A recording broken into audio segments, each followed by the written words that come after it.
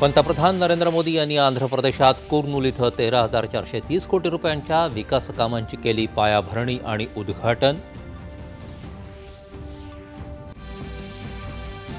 छत्तीसगडमध्ये 170 नक्षलवाद्यांचं आत्मसमर्पण। सलग 2 दिवसात नक्षलविरोधी मोहिमेला मिळालेल्या लक्षणीय यशाबद्दल अमित शाह यांनी व्यक्त केलं समाधान।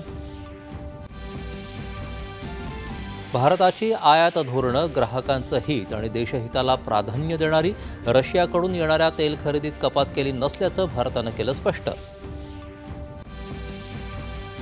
पाकिस्तान अफगाणिस्तान यांच्यातल्या घडामोडींकडे भारताचं बारकाईनं लक्ष। अफगाणिस्तानच्या सार्वभौमत्वाचा सन्मान करण्यास भारत कटिबद्ध, परराष्ट्र मंत्रालय। ऑपरेशन सिंदूर हे भारताच्या संरक्षण आत्मनिर्भरतेची साक्ष।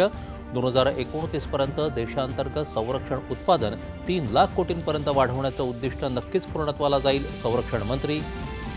देशातल्या पहिल्या ई-ट्रक्सचं मुख्यमंत्र्यांच्या हस्ते लोकार्पण। वाहतूक क्षेत्रात क्रांती घडवणाऱ्या या प्रकल्पामुळे पर्यावरणस्नेही वाहतुकीकडे देशाची वाटचाल, मुख्यमंत्री।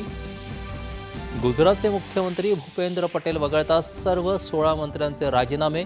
नव्या मंत्रिमंडळाचा उद्या होणार शपथविधी। आणि नैऋत्य मोसमी पावसाचा परतीचा प्रवास सुरू, तर दक्षिण भारतात ईशान्य मोसमी पाऊस सक्रिय व्हायला सुरुवात।